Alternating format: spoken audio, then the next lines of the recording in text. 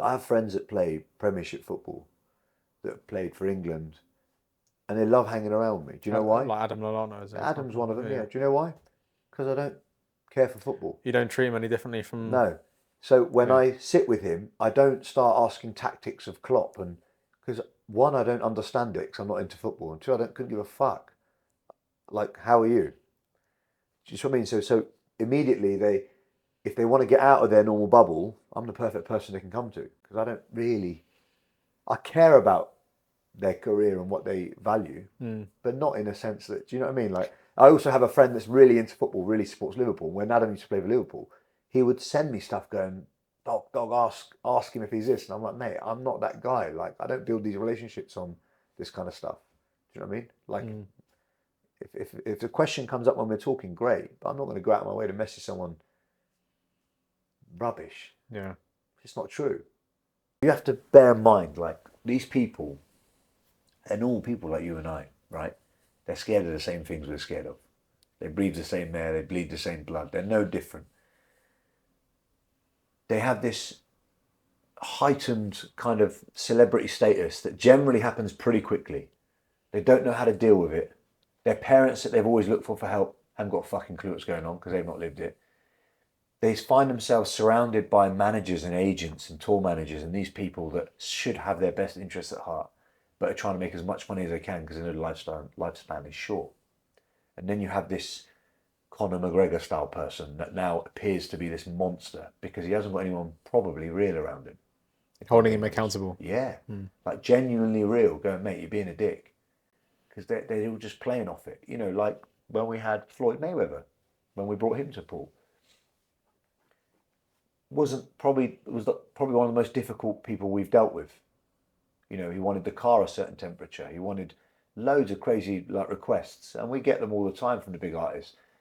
But then, as I got to spend a little bit more time with him and some of his team, Floyd actually wasn't that bad.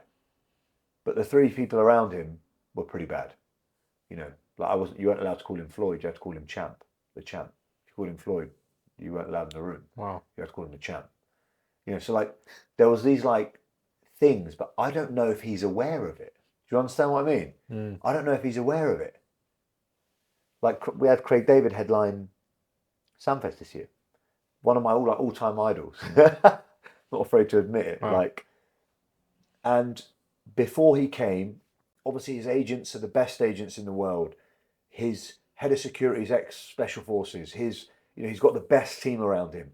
But they're so militant with everything. Like there's no banter, there's no joking around. It's fucking as per contract, as this, as that. We want this, we want that. And I was honestly a bit like nervous to meet Craig because I thought he's going to be a dick because he's telling them to do all this stuff. I met the geezer. I pretty much fell in love with him. Like I promise you, my wife was there as well because he's so normal, so down to earth. He's actually a bit spiritual. He's like really, really cool dude. We had a real moment, spoke about his Born to Do It album, saying how much confidence it gave me as a young man, trying to like chat up girls and stuff. And we had like a real funny moment in this fucking RV, which was his green room at the back of the stage. What I'm saying is, I don't know how much of that shit that they're making us do for him, he's aware of. Do you know what I mean? Yeah. And also, imagine walking down the street now and not being able to just go to the corner shop and buy milk. Like, where would that wear thin? At what point would you snap as a human? We all have a point that we snap. At what point would you go enough is enough? Do you know what I mean? I mean, where do you see yourself on that line of like, obviously, big name in Bournemouth, whatever. People say it on uni, if you become a big name on campus, BNOC. And to a small extent, like a micro influence. To a small extent at uni when I was in second year, because I was doing a few different things, you couldn't go anywhere without nodding someone would give you a nod. So I don't even know who you are. Obviously, on a very small scale, but do you find that ever in certain circles, or is it not really? Yeah, I find it. Listen, we're in a small provincial town, and I tend to do the highest profile of events and stuff in the area. I'm very vocal. I've got a large social media following. I comment a lot on current affairs within the newspaper and within the radio.